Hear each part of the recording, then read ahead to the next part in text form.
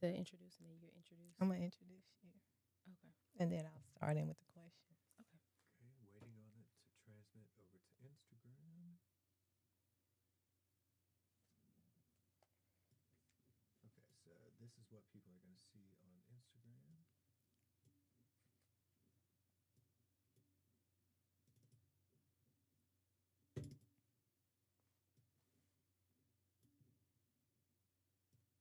So just stay where you're at, right there.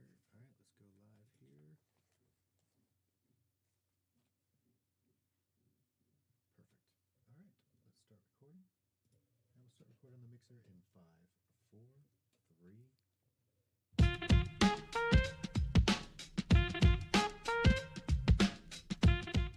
Welcome to the Vitality Vibes podcast, your destination for all things health and wellness. No matter who you are, we'll dive deep into easy strategies to help you live your best life. Tune in for candid conversations and expert advice to empower you. Let's vibe together.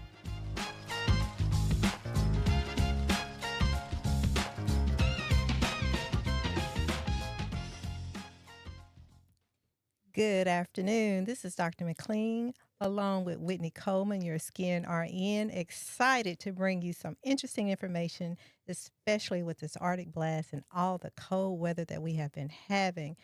Whitney, I have been waiting for this moment to showcase your information, your knowledge, and your skills.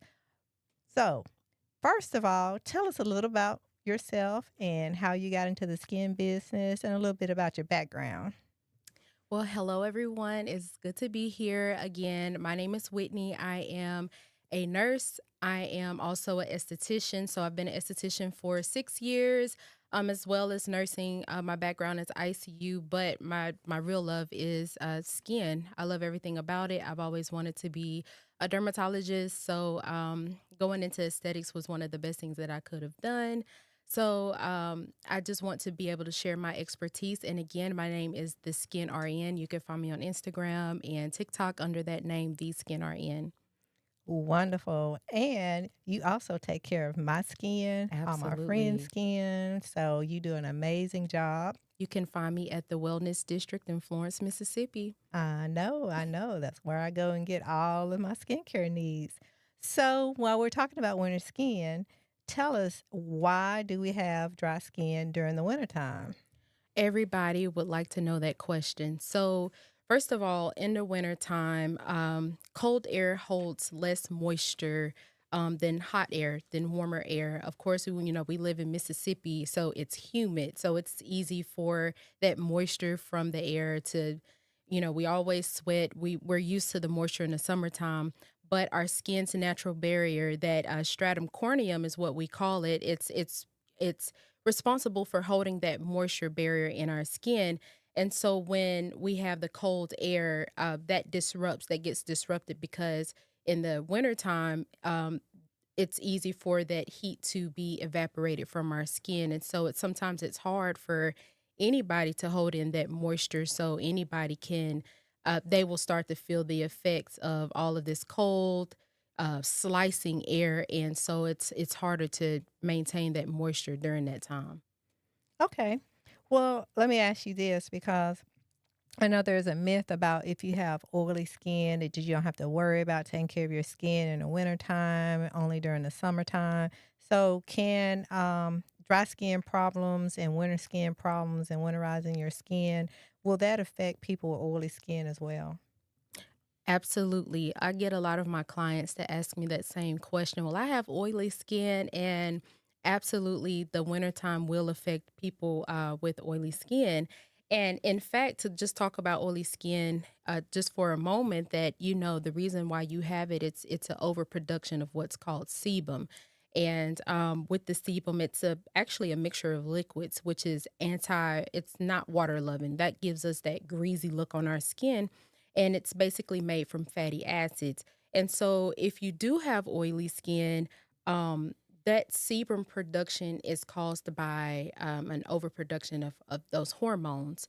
And that's why you have, whenever, it could be caused by environmental, it could be caused by lifestyle. Hmm. A lot of people think, well, it's because I wear too much makeup, it doesn't really matter. But during the wintertime, the main thing for even if you have oily skin is you have to moisturize. You know, I tell my a lot of my clients is even though you have that oil, that does not mean that you don't moisturize, right?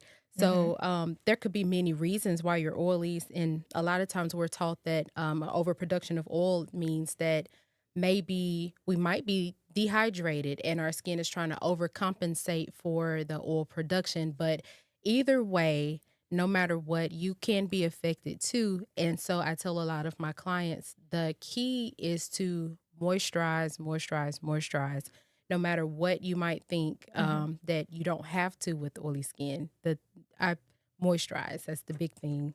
And talking about oily skin too, I know some people think, oh, because I eat too many cheeseburgers or there are so many myths out there about oily skin. So thank you for bringing that to our awareness, and especially a point about moisturizing that regardless if your skin is oily and you're producing a lot of oil.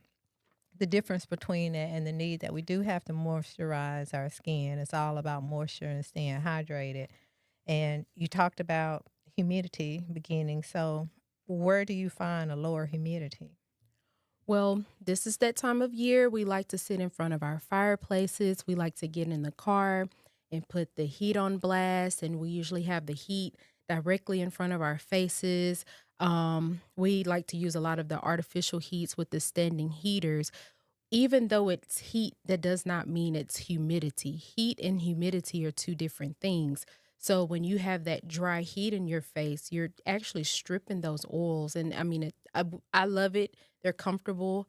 I like having the heater in front of my face, but at the same time, they are stripping yourself of those natural oils. So we have to be conscious as we're using those artificial heats. We're sitting in front of the fireplaces, that we're doing those things. We are still at the same time stripping our skin. And so it does not carry the moisture. As I stated before, it's not necessarily humidity. So in those times when we're winding down, we have to remember, you know, before we go to bed to do our due diligence and restore that moisture. I Hmm. always tell my clients that skincare is like a second job. You're clocking in, you're clocking out. So whenever we are in front of the fireplace, you got to clock in and do your skincare routine. You got to clock in and moisturize and do those due diligence. So we like our comfort during this time. Hmm. Like I said, I'm guilty of it. I get in my car, I crank up my Hmm. car, and I got the heat on full blast. But at the same time, I have to make sure that I replenish that in the wintertime as well. So that's where we can find that lower humidity because we're all guilty of it. I know. I like how you mentioned about it's a job because sometimes working all day and you come home and all you want to do is take a shower and get in bed. But then I know the type of business I'm in, the type of clientele I have, and it's like, oh my God, I have to do something to my face before I go to bed. So I'm not gonna lie. It can be a chore sometimes. This is just unless you're one of those, I would say what, maybe 2% of people who are born with just flawless and perfect skin Mhm. and good genes and genetics. It's something that you really have to work with, and it really takes time, and it can be done. You just have to put the work in it. You mentioned, go back to like the pores about cold temperatures. What can that really do to your pores? So, you know, and I hate to go back to basic biology, basic Hmm. science, but it's always as simple. I always tell my clients cold constricts, warm opens up, right? So when we go outside and that cold temperature, our pores are going to immediately constrict, right? Hmm. So one of the good things that you have to remember is that's another reason why our that barrier I was talking about gets blocked because when you go outside, no matter how much moisturizer you might put on, those pores are going to close up. They're going to constrict as soon as you feel that slice in that weather. So, and when I talked about the humidity, sometimes you know, and of course in the deep south, when we Hmm. go outside and it's 90 degrees outside and it feels like, good my lord, you Hmm. know, you can feel that you start to sweat. You can sometimes people say they feel their my face feels like it's melting versus like in the wintertime your face feels cold, it feels stiff, it feels dry. And so that's literally, your pores are probably really, really constricted. And that's what happens in this time. So could you say also, I guess with your pores constricted, there's a less opportunity for products to even work correctly, or your moisture being able to be contained in your skin and Yeah. hmm So when those pores are constricted, you actually constrict just how well your products are using. You might be using the best products or stuff from from our shop or wherever from your dermatologist, but they can only work so well if you're not taking the necessary steps to, um, make sure we are defending our skin against this cold weather. hmm you're right. So tell us what someone can do to combat the issue of dryness during this weather. So, I have a few tips for you guys. Number one, we're going to start with the use of a humidifier. I know some people might have them or they might not, but humidifiers are good during this time because they're going to add that moisture back into the air at home, especially for people who might have certain diagnoses or they might be susceptible to dry skin or just have dry skin year out. Having a humidifier will definitely help to combat that. The second part of this, and I think me and a lot of my clients, we argue with this one: water. Drinking enough water, hmm drinking a lot of water. How much water are you drinking? Because sometimes people don't realize is it's not just the products that you're using. How much water are you drinking, right? We know in biology, we're told we're nothing but water. You're nothing but water, but most of our organs, our skin is our largest organ. Um, what have we been told? We're 70% mostly water. And for those out there who say, well, I don't even like the taste of water, I hear that. I hear that from adults. It's 2025. There's a lot of reasons. We have sparkling water, what we have liquid IV. Right now, there's not even an excuse to not hydrate. So for people to say, well, water don't have any taste, I have a best friend who tells me that all the time. It has no taste. There's soda streams, there's different ways. We have different additives. Hydration is the key, and that's year round. In the summertime, we lose water at a higher rate, of course, but you still have to hydrate as much. If you know me, I keep my Stanley cup or my Owala, and it kind of tricked me. Whatever you have to do, hydrate. That's one of the things that we need to do. Okay, my another thing that we can do is moisturize regularly. Going back to my people with the oily skin who think that they don't need to moisturize, of course, that's a myth. You have to moisturize regularly. And when I say that, also, don't crucify me, you guys. Lotion is not a moisturizer. A lot of times when I do my consultation with my clients, I have to let them know that what we put on our bodies for lotion usually does not suffice for a facial moisturizer. A lot of times I tell, my clients to go to CVS, go to Walmart. It does not have to be what you buy from the doctor's office, but make sure you're reading those labels. Make sure it says facial moisturizer, that it's made for the face because, our pores are different from the ones that we have on our bodies. But make sure that it's not, we like to go buy our Jergens or, grandma been using this lotion for years, and I have to tell them, well, it's not necessarily a facial moisturizer, so it may not even be working as effectively as you think versus some a moisturizer that's made for the face or maybe something that you're dealing with. So I tell my clients, make sure you're reading those labels and make sure hmm that you're doing what you need to do. when you talk about that, it's so funny because I have heard so many people say they have put Crisco on their face, all kind of crazy stuff on their face, and I just cannot believe what they're putting on their face. Coconut oil, because grandmama said to do this, mama said to do this, and it's just amazing how all these different myths and stuff, what people are actually doing to their faces. But then they want to invest in the I guess that's what I'm trying. They want to invest in the wrong type of information instead of going to someone like an expert like you or me to get information, and it's really not that expensive at all to even take care of your skin, right? But I'm sorry for interrupting you. No, Finish no, what you're doing. You were talking fine. about combating these issues of this weather. I just had to throw that in of what people will come to you, what they're doing. You know, even the long old Vaseline, it's Hmm. sometimes I have to fight with people, and we know about our eczema, our classic eczema patients and clients.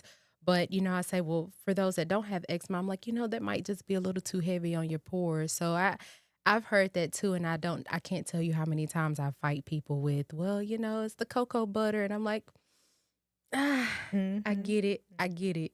Cocoa butter and shea butter. And so, and I have to just educate that, even though they're not lotion, there's facial moisturizers that include shea butter. There's some that include those things, but actually having that heavy of a oil on your face, it might be doing more damage than good. Hmm. I will say the next part is while we were talking about protecting that barrier in your skin, use your hats, use your scarves, use your gloves. When you get up in the morning and you clocking into that face job I was telling y'all about, and you're exfoliating and you've done all your things, you've done your toner and you put on your moisturizer and your sunscreen and then you go out to that cold air. Remember, we talked about those pores close up. So sometimes you might have product just sitting on top of those pores. So in this weather, use that scarf, cover that face up. Protect that natural heat that you have on your face. Use that hat. Protect. You might have to protect that your décolleté area. Your face. So one of the things that I would tell people all the time is use your hat, use your scarves, use your hoodie, just protect that natural heat. That don't undo the work that you woke up in the morning to do, right? Hmm. You wouldn't clock into a job and then give somebody on the street, say, hey, I just made $1,000. You want it? Don't protect what you just did. So, and also, don't be worried about my hair and things like that because come on, ladies, we know that we can get creative. Wrap that hair, Hmm. put a scarf on, comb your hair when you get to work. Throw a fruit, throw a few rollers in that hair and take it down when you get to work. I mean, I've done it. There are a lot of things that we can do, that we're still protecting our skin while we're wearing our wraps and our scarves and things like that. Just wanted to throw that in there because I Yeah. know how we are about our hair. Mm-hmm. Absolutely. Mm-hmm. And it's so funny too, when people think, well, the walk to the parking lot it's just a 5-minute walk. In those 5 minutes, you can close up those pores and you can lose that moisture just in that short amount of time. So I tell people, get those scarves, get those Mm-hmm. hats out. And it's so funny you were talking about hair because, fresh silk press, I know those days. I get it. Fresh color days. I get it. I understand, ladies. We have to be fabulous all the time. Men as well. We all have to be fabulous. But yes, use those things. Here's another one, another big one that I think a lot of me and my clients might fuss and fight about. Avoid harsh soaps. A lot of my clients, when I ask them, what are you using on your skin? Oh, Dove bar soap. I use Ivory soap, um, black soap. So what a lot of people don't realize is those soaps are alkaline. Those soaps um, actually are stripping away because sometimes they're really, really harsh. To my black soap lovers, I like black soap, but sometimes for some skin types, black soap is not an everyday thing because it is so alkaline. And a lot of times people will come back and say, "Well, I'm still noticing black dots or Mm-hmm. I'm Mm-hmm. noticing dry skin." And I say, well, nobody ever told you that those bar soaps are made for the body because, our face skin and body skin are usually different skins. And so with those soaps, they're so harsh and they're stripping. And it's because it's so alkaline to the face. So I tell people use them sporadically. They say a bar of African black soap will probably last you a year, and it is true. So if you're going to use a face moisturizer soap, maybe one that is used that it's made for the face, right? And so a lot of times I have to tell people let go of that soap. Let it go. Yeah, it's almost like you're self-diagnosing yourself, and when you don't seek professional consultation and advice, and we have so much information available to us with a lot of platforms that people get, and they try to treat themselves, and sometimes in trying to treat yourselves, would you say that that's why they're choosing the wrong products, trying to treat themselves? So that's why it's important to seek out experienced people like estheticians to find out what good products to use. I just wanted to throw that Yeah. in there And when you're talking about the soaps. since you said that, I use the black light. And a lot of times when people come in, for their consultation and they tell me, well, I have this, this, this, and this. And then I look under the light, to see actually under their skin and I tell them, well, it's not just this, but here's your aging, here's your fine lines that you can't even really see in the light. And then when we start talking about those products, well, what are you using? A lot of times people come to find out, well, you're probably using something too harsh, or you're probably exposing yourself to too much light. And so it's so hard sometimes trying to reel people back. But I tell them, I know you love these products and they're good and they do have their benefit. But, there's some education that sometimes have to be done about how to use those. And a lot of people don't get it. And I tell them, hey, if you don't believe me, there's Google, and it'll tell you that some of these products are harsh, and here's why. And like I said, these soaps, and I actually learned that the hard way because I was a black soap user and I was a bar soap user for a long time before I knew. And another topic is vitamins. Hmm. Vitamins will help combat a lot of those dryness and what we go through. A lot of people don't realize they might be having deficiencies. I ask a lot of my clients, do you take your vitamins, right? And 9 times out of 10, the answer is no. And especially for maybe people who are vegan and vegetarian and those who eat meat, no matter who you are, you have to make sure you're getting all of your vitamins, especially for facial moisture. Vitamin A is important, vitamin E is important. And are you getting all of your nutrients and supplements every day? And when you find out a lot of people I was reading something, I wish I had the source, but more and more people are finding out they're actually vitamin D deficiency. And vitamin D is very important for our skin and hair. We were always told what the biotin. Hmm. Take your biotin, your hair, skin, and nails. And we love our hair, skin, and nails. And I tell people, well, are you just taking biotin by itself? Because the B vitamins love to work with each other. So if you're going to take biotin, go and get a B complex because the B vitamins love to work with each other. And you probably are going to see a better result of what you're aiming for if you're taking all of your vitamins. And a lot of people, we don't educate people about, I'm like, hey, just a daily multivitamin, because it'll cover your bases for, what you're eating. And the same thing about, like I said, vitamin D. A lot of people are finding out their vitamin D deficiency. Well, my hair is brittle. I'm like, well, it's not just the biotin. Have you gotten a hormone panel? Do you know what you might be deficient in? Are you covering those bases? Take those vitamins. And vitamin C is also a good vitamin that helps build collagen. And not only is vitamin C good for your immune system, especially during this time of year, it also can boost that collagen, the production that we have too. That you know what, and then yeah, you're right. That vitamin C as well. So you do want to cover those bases. Um, and then last but not least, sunscreen. A lot of us don't think it's cold. I'm in the house anyway, but newsflash, if you're sitting by a window, guess what you're getting? Those UV rays. I'm sorry, y'all. And they say black don't crack, and we have those myths. But you guys, if you're riding in your car, guess what you're getting? Those UV rays. So sunscreen, even in the wintertime, even if you think you're shut up, shut in, um, there's a lot of studies done with how far sunlight can reach. And guess what sunlight does? It advance aging. So sunscreen, I said, even if you're going to be in a house all day, unless you're just going to have all your windows down and you're going to board up your house, that's one thing. But that's Hmm. just that's Right. not realistic.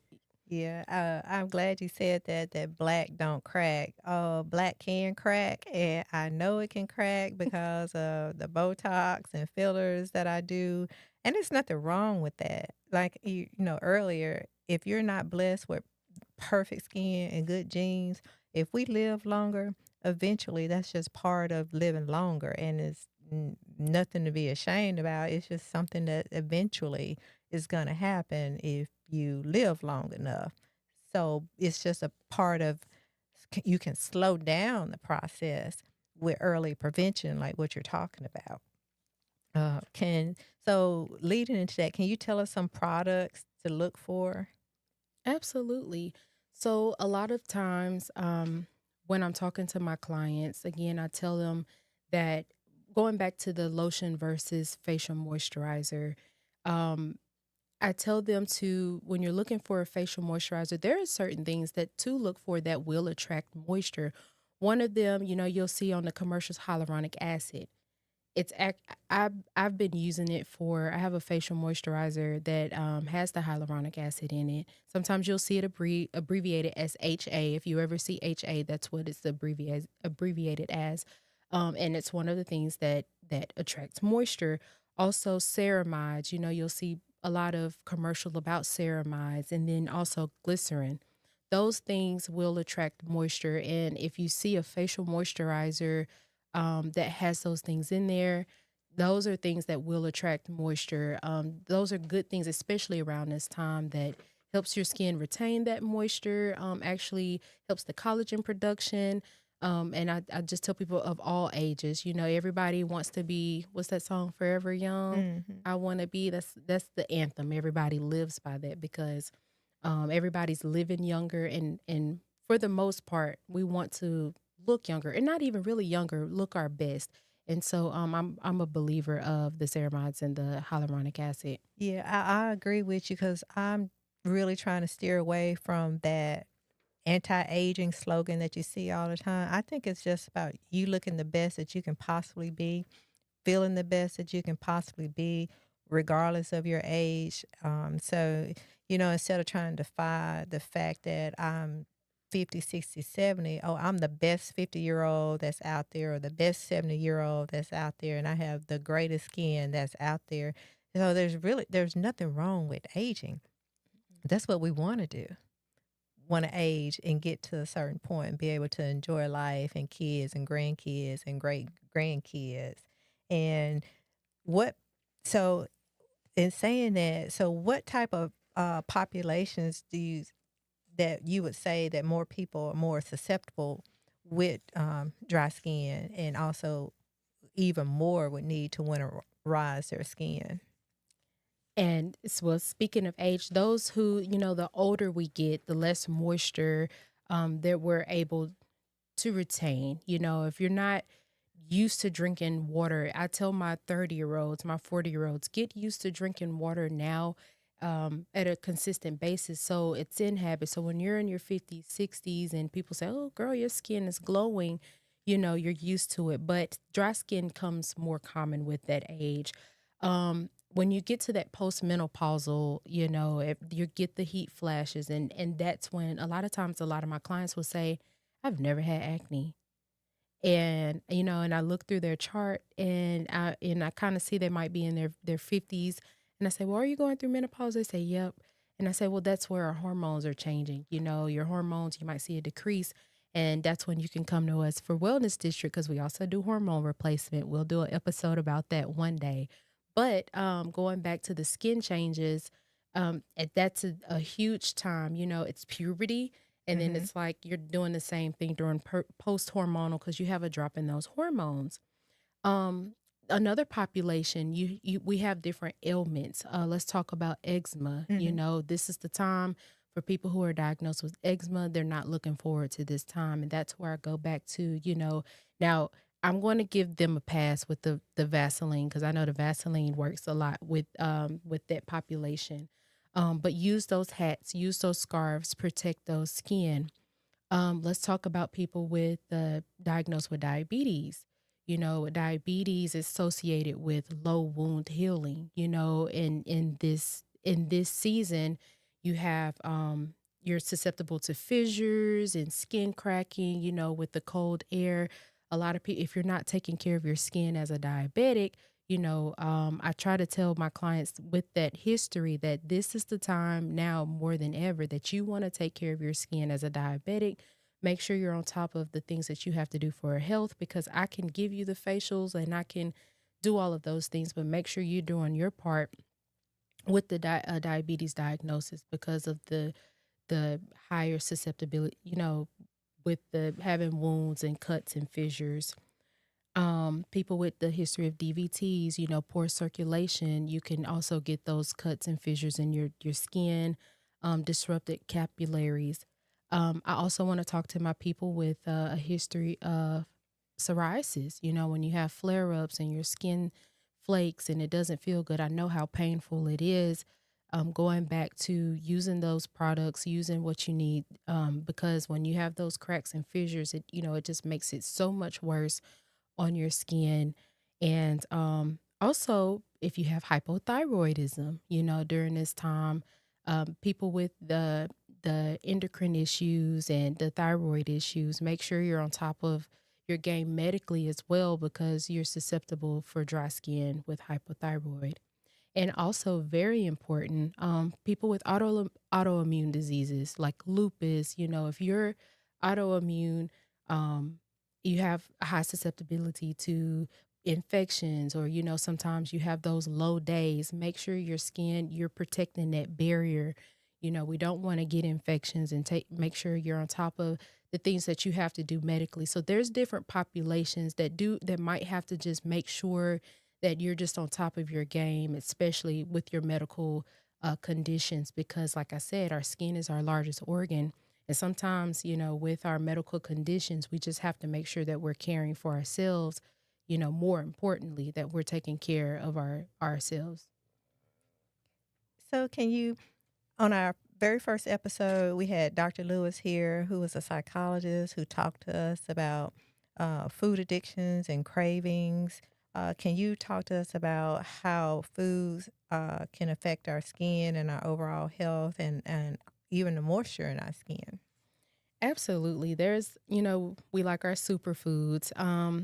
Beauty isn't just, as we're going to be doing these podcast episodes, it's not just what we're putting on our face. You're doing the Botox and I'm doing the skincare.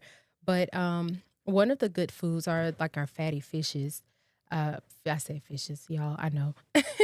Fatty fish, that provides a lot of the omega 3. Um, salmon, no matter, I don't know where you're from, tomato, but that it provides a good omega 3. And for somebody like myself, I'm not really a big uh, fish fan. I'm kind of learning, I'm kind of growing up, but they're going back to those vitamins. There are supplements, for that. So as long as you're getting those good fatty acids, those fatty fish are full of zinc and full of that. There's that vitamin E that I was telling you about earlier. And it also helps reduce inflammation. Avocados. Avocados are just such a good fatty superfood. Um, Not only I know people who what you like, guac, but you can also use it as a hair mask. I'm not delving into the cosmetology part, but you can literally use avocados for hair mask, and you can do an at-home facial mask with avocados. It still has that good vitamin E, vitamin C again, and avocados is just one of those good, healthy superfoods. Almonds. A lot of your nuts, but almonds specifically are a good fatty nut, to eat. Now, I do appreciate a good almond, probably in a piece of chocolate, but I appreciate a good almond. And they have the same foods. Sunflower seeds actually have really good antioxidants, and they're good for your skin. For people who like to pop those sunflower seeds. Bell peppers. I could eat bell peppers probably by themselves, but those are some good foods. Make sure your vegetables, and like I said, that fish are really good during this time, to help protect that skin. So those are some good superfoods out there. When you're going to the supermarket, pick one up, and Mhm. and let's just try to protect ourselves inside and out. So, in summary, can you just kind of recap what we discussed and just the main highlights of during this time because the Arctic blast is coming and what we can do to help with our skin? Absolutely. So remember, you guys, if you don't have a humidifier, go grab one. Only if you think it's necessary. Use those hats, use those scarves, protect yourself. Drink plenty of water. There's no excuse. There's Mhm. ways to flavor water if you don't like water. Make sure you're hydrated, even in the cold. Um, Moisturize regularly. Get a proper moisturizer. You know, this is the time we like to spend money. Valentine's Day is coming up. So you know what? You can come by Wellness District. You can go see your esthetician, get you a full skincare routine. I'll be happy to assist you. I know you'll be happy to assist. So moisturize regularly and avoid those harsh soaps and make sure you stay on top of your game medically with your diagnosis. Take care of yourselves, eat your vitamins, use your sunscreen, and more importantly, like I said, take care of yourselves. Well, Whitney, I couldn't have said it better myself. I appreciate the great advice that you've given everybody, and I am looking forward to the part two where you tell us about the treatment options that we can do to further help our skin. You kind of laid down the foundation with the scientific part and the health part, and I'm looking forward to the next chapter when we're talking about what we can actually do because there are a lot of different options out there in the aesthetic world that will help with your skin and dry skin and during this winter time because what a lot of people don't know is there what you do in the winter is different than what you do in the spring and summer sometimes. So you even have to change up your regimen. You might even have to change up your makeup. You have to change up your skincare products to stay with the seasons. And being in Mississippi, where we can have all 4 seasons in one day, it gives us, we're even more unique about where we live. So those are my final words. You have any final words before we end? Nope, just stay tuned. I'll see you guys next episode where I talk about the treatment options. Thank you All so right. much. All right. Sounds good.